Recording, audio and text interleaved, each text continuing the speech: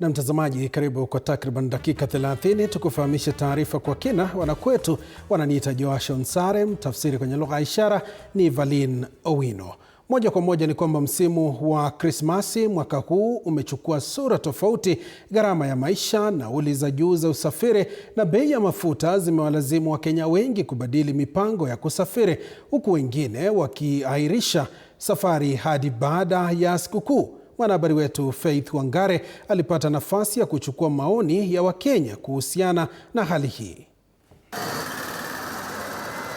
Msongamano wa usafiri wa Krismasi mwaka huu unaonekana tofauti, huku familia nyingi zikipunguza safari zao kutokana na hali ngumu ya kiuchumi. Katika vituo kadhaa vya mabasi yanayoelekea maeneo ya mashinani, idadi ya wasafiri imekuwa chini ya ilivyotarajiwa. Wahudumu wa usafiri wanasema abiria wachache wanachukua safari ndefu, wakitaja nauli za juu zinazochangiwa na gharama kubwa ya mafuta na kupanda kwa gharama ya maisha.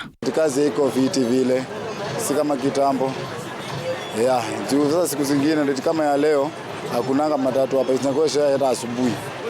Nilitoka jana kutoka Mbale Uganda, nikafika hapa jioni. Nikafikiria narudi huko na Mbale Uganda, sijarudi huko hivyo. Nimekaa leo tena asubuhi, sasa inabidi tena niende jioni.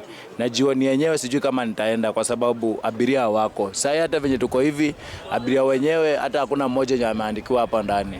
Hali ni tofauti katika eneo la OTC na vituo vingine vya jiji. Hapa magari mengi yanaonekana yakiwa yamejaa abiria na mizigo kuelekea miji ya karibu na maeneo ya pembezoni mwa jiji.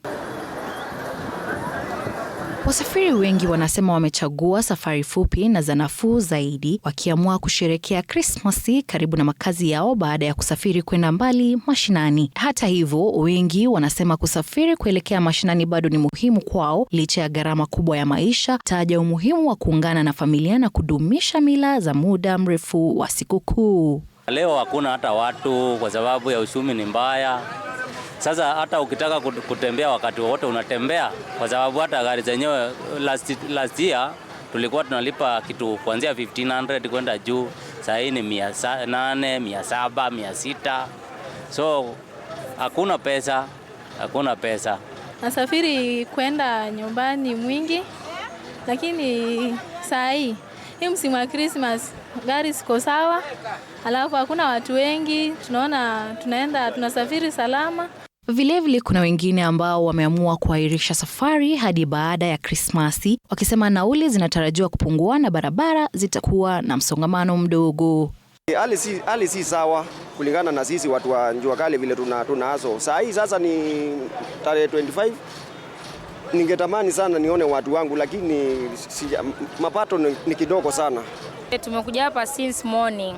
Magari zipo lakini nauli iko juu kutoka saa 2 asubuhi mpaka sasa hivi. Tuongojea nauli teremke ndio tuende zetu. Kwenda nyumbani Western ni 3500. Ikiwa kwenda nyumbani 3500 kukula ni ngumu. Ndio naona tuko hapa. Ingawa barabara kuu na vituo vya usafiri bado vina shughuli nyingi, mchanganyiko huu wa hali unaonyesha jinsi shinikizo la kiuchumi linabadilisha mienendo ya usafiri wa msimu wa Krismasi. Na sio tu mahali watu wanaposafiri, bali pia muda wanaochagua kusafiri. Mimi naomba kwenda nyumbani March hivi, juu nauli iko juu sana. Faith Wangare, runinga ya TV 47.